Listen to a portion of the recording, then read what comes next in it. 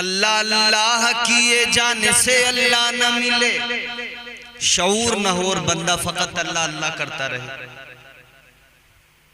यूं तो अल्लाह नहीं मिलता। अल्लाह अल्लाह किए जाने से अल्लाह न मिले, अल्लाह वाले हैं जो अल्लाह से मिला देते हैं। अजीजाने गिरामी वकार, शऊर होना जरूरी है, बंदगी का सलीका होना जरूरी है। परवरदिगार का कुर्ब कैसे हासिल हो, ये शऊर बंदे के अंदर बेदार होना बेहद जरूरी है। अभी आपने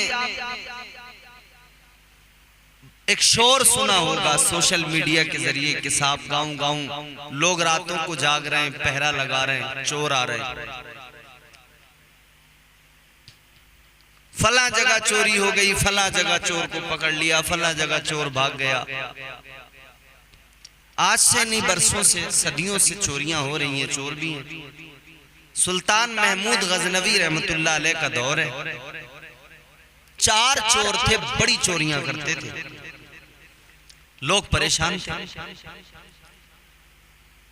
सारे शहर के अंदर हंगामा, कभी यहां चोरी हो गई, कभी वहां चोरी हो गई। अलग अलग जगहों से खबरें मिलती हैं, यहां चोरी हो गई, वहां चोरी हो गई। 4 चोरों के पैरों के निशान मिलते, 4 चोर, पूरा शहर परेशान। बादशाह के दरबार में खबर पहुंच गई, 4 चोर। सिपाही नाकाम, चोरों को पकड़ नहीं पा रहे हैं। बादशाह ने कहा हम पकड़ेंगे चोरों को। अभी के चोरों में तो हुकूमत भी खामोश है। पूरी रात लोगों ने गांव देहात में जाग कर पहरे लगा के गुजारनी, पुलिस खामोश, वरना पुलिस चाहे तो कौन सा चोर नहीं पकड़ सकती। अब पता नहीं भाई इसमें क्या राज है। बहरहाल बादशाह ने कहा, सुल्तान महमूद गजनवी ने कहा हम पकड़ेंगे चोर। सुल्तान महमूद गजनवी से लोग कहने लगे कैसे पकड़ोगे? फरमाने लगे वो मेरा काम है, कैसे पकड़ूंगा मैं जानता हूं। सुल्तान महमूद गजनवी ने हुलिया तब्दील किया, पुराना लिबास पहना, चेहरे को नकाब डालकर छुपा लिया, चल पड़े चोरों की तलाश में। किधर मिलेंगे चोर? कहीं ना कहीं तो मिल जाएंगे।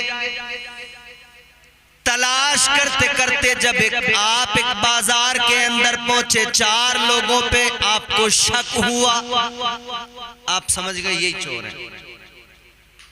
चोर भी बड़े चालाक होते हैं। सुल्तान महमूद गजनवी उन चोरों की तरफ बड़े, चोरों ने देखा, चोर भी वहां से समझ गए और भागना शुरू कर दिया।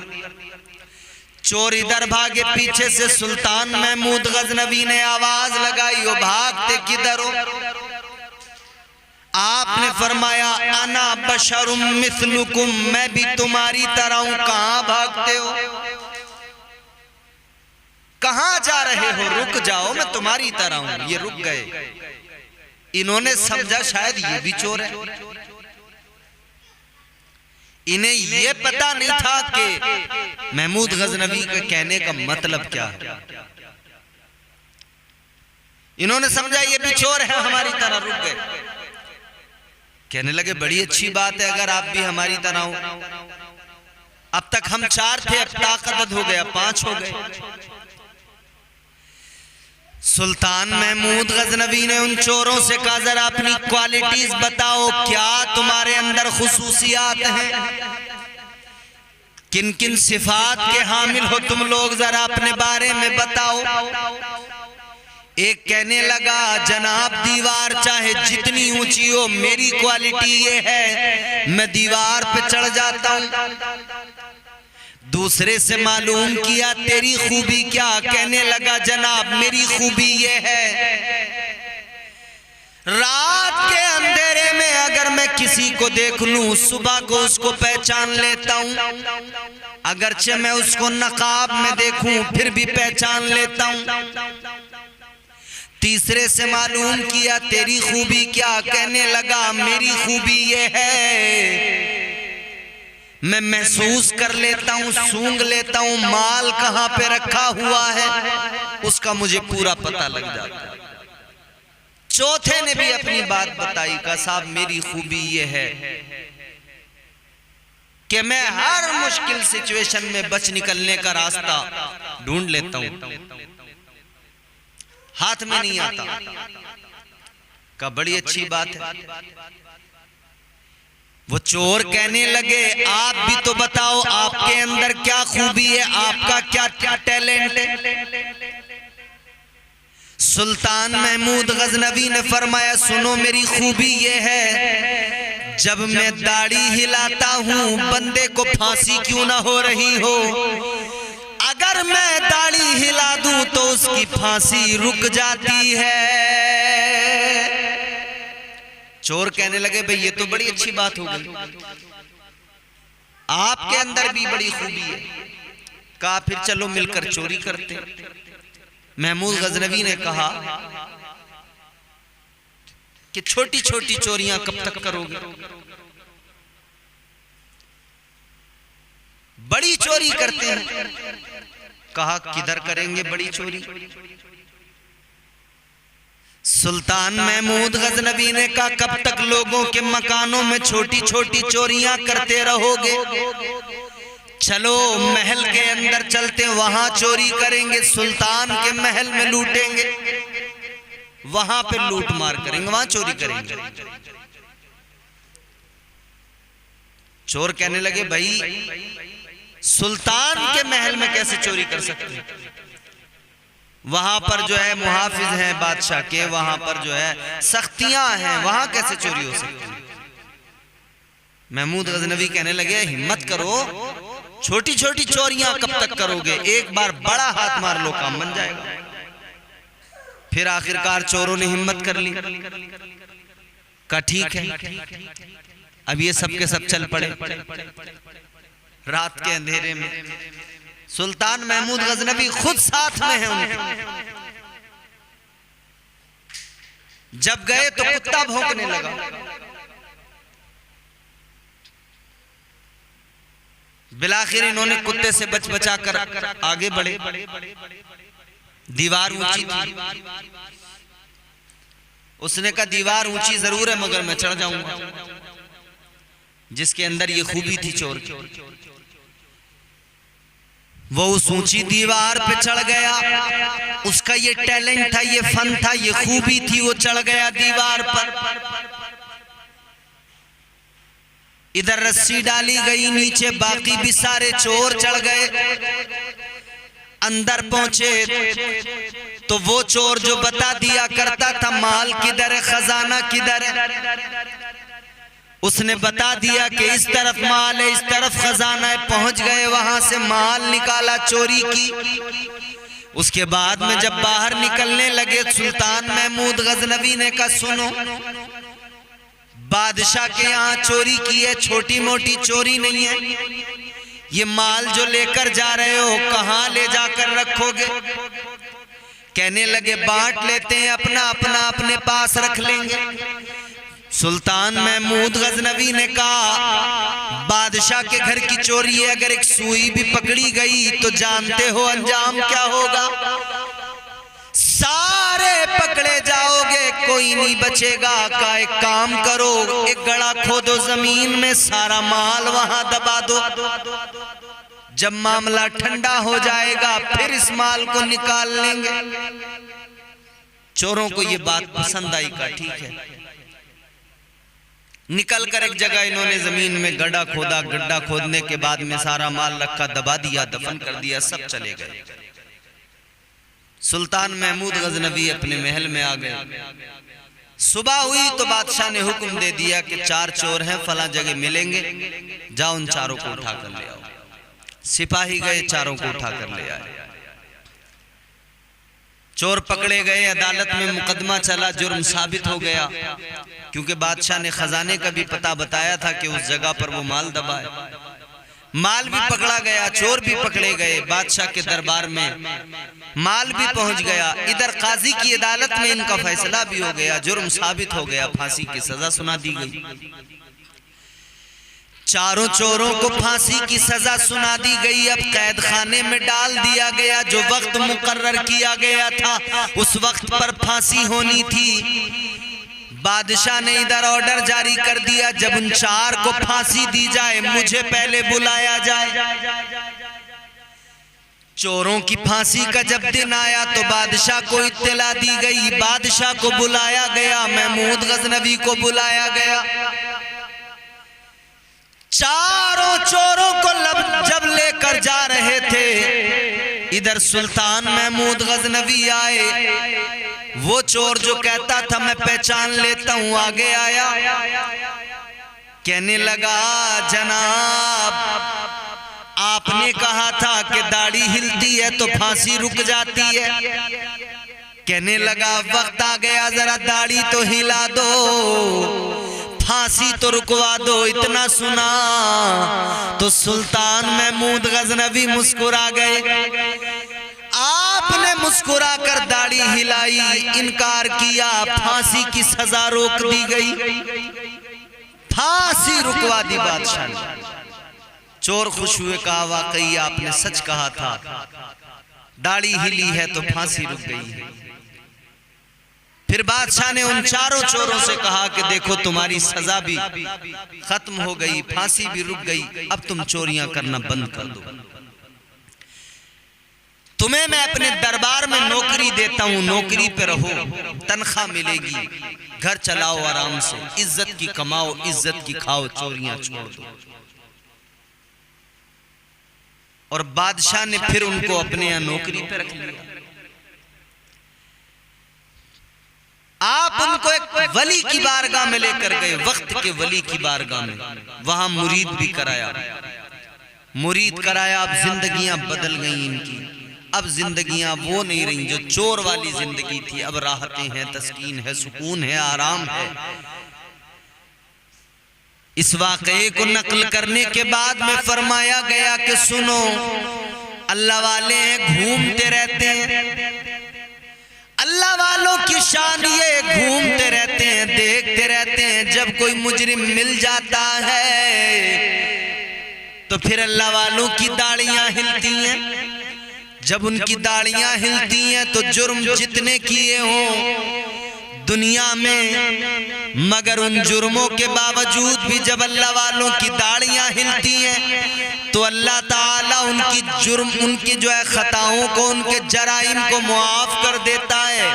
अल्लाह ताला उन्हें बख्श देता है, कब्र में भी उनको राहत व तस्कीन मिल जाती है। आखिरत की सजाएं भी उनकी अल्लाह ताला खत्म कर देता है। अल्लाह वालों से जुड़ने का ये फैज है। अल्लाह वालों की दाढ़ियां हिलती हैं, परवरदिगार करम फरमाता है और उनकी सजाओं को मुआफ फरमा देता है। ये अल्लाह वालों की शान है। लम्हों में चोरों की जिंदगियां बदल जाती हैं। सरकार गौसे आजम के वाकयात इस ताल्लुक से सुने गए हैं, बड़े मशहूर हैं। सरकार गौसे आजम का वाकया आप उठाकर देखिए, सरकार गौसे आजम की सीरत की किताबें आप देखिए, गौसे पाक रहमतुल्लाह अलैह, पीराने पीर दस्तगीर, आपकी जो करामतें हैं आप उठाकर देखिए, आईना करामत आप उठाकर देखिए, और जो कुतुब हैं आपको पता लगेगा। चोर आया चोरी करने, रात का सन्नाटा है,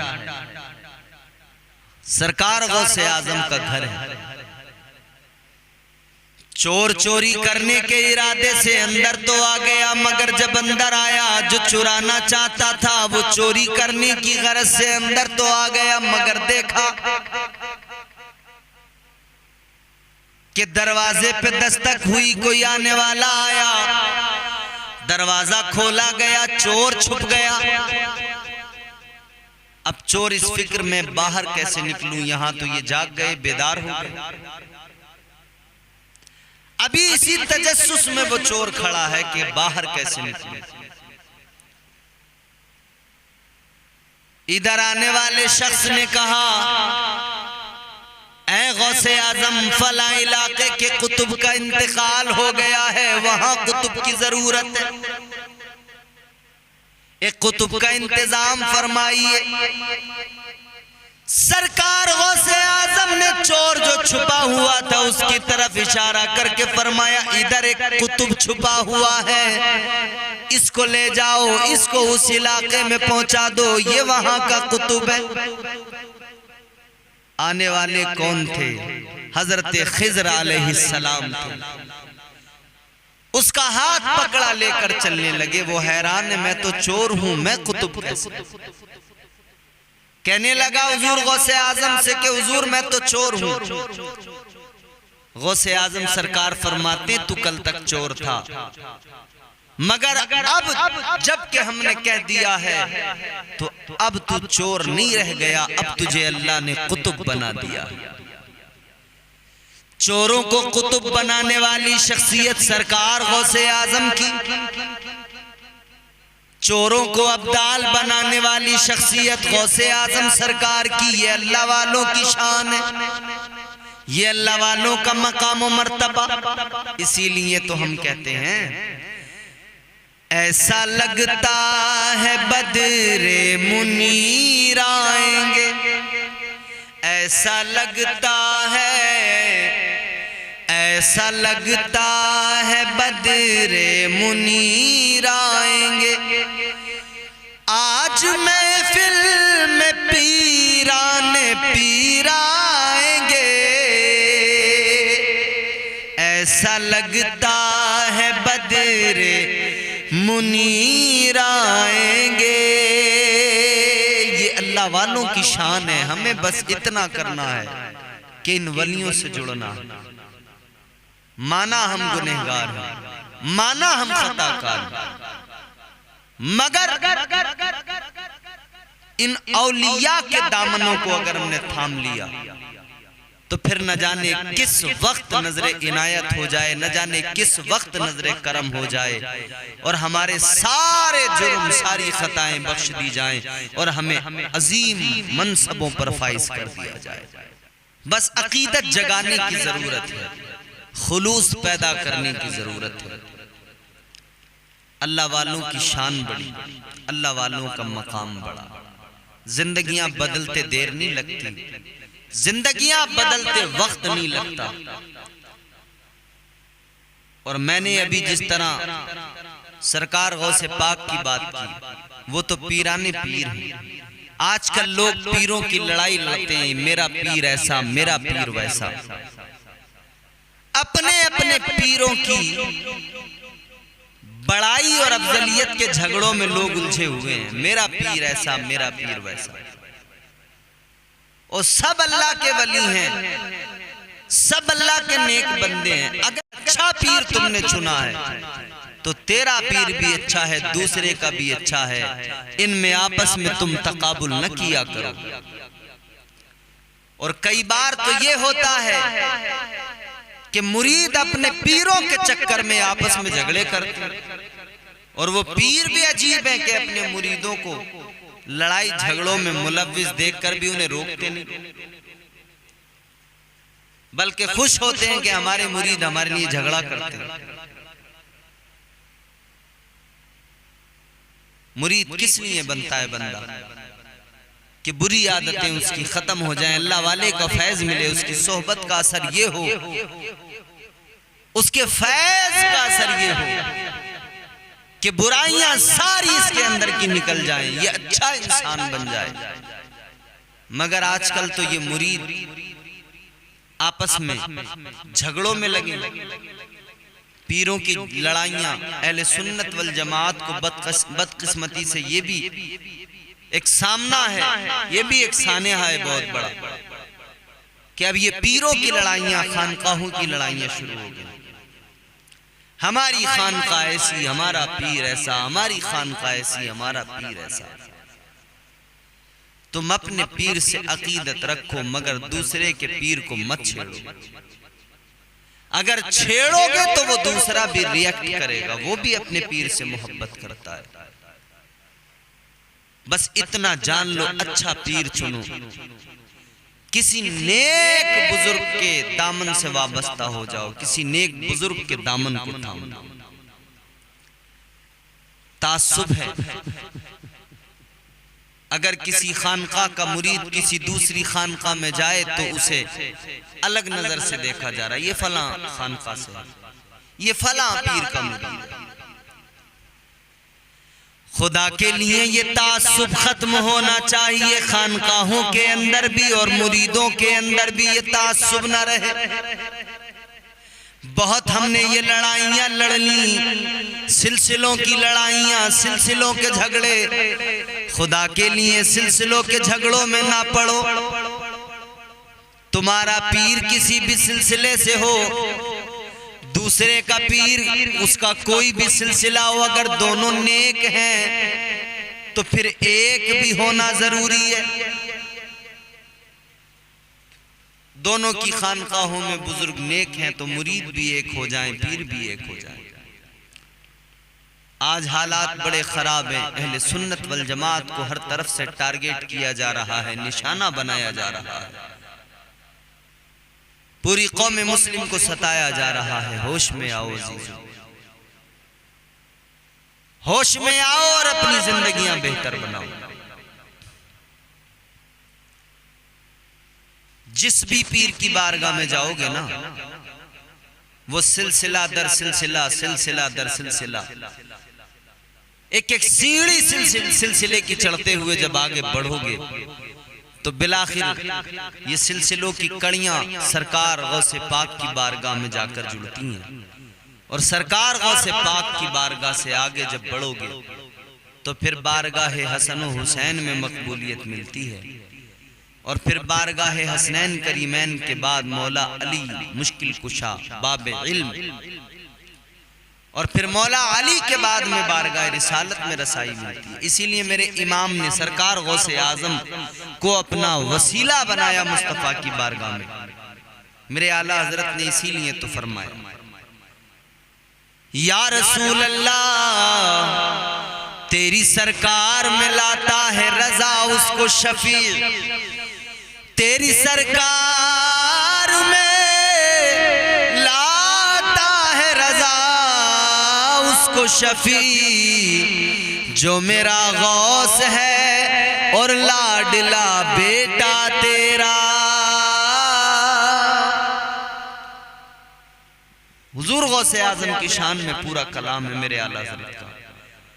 वाह क्या मर्तबाए गौस है बाला तेरा, ऊंचे ऊंचों के सरों से कदम आला तेरा, सर भला क्या कोई जाने के है कैसा तेरा, औलिया मलते हैं आंखें वो है तलवा तेरा।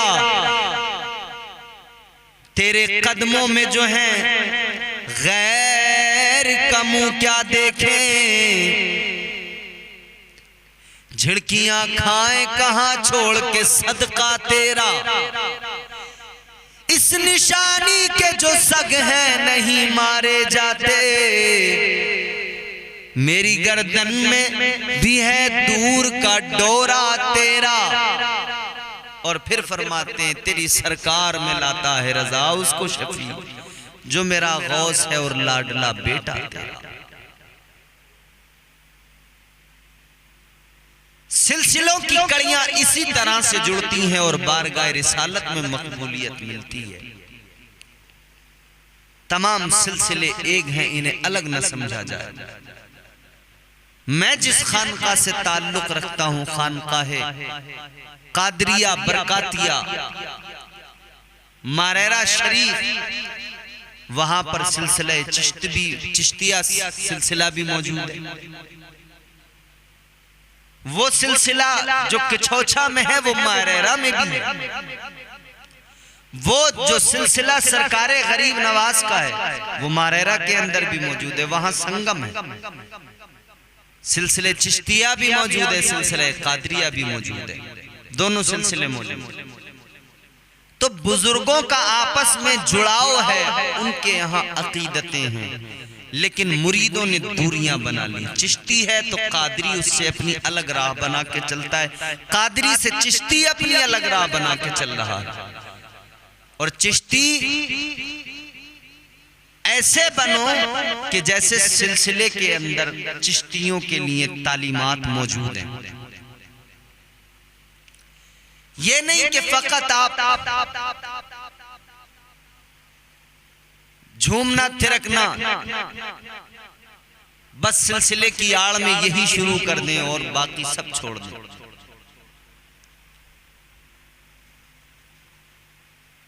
हकीकतन सिलसिले में आप उस वक्त मजबूत होंगे जिस वक्त आप इबादत गुजार बन जाएंगे, जिस वक्त आप नेकियां करने वाले, बुराइयों से रोकने वाले, नेकियों का भलाइयों का हुक्म देने वाले बन जाएंगे। अल्लाह ताला हमें तमाम बुजुर्गों की सच्ची मोहब्बत नसीब फरमाए।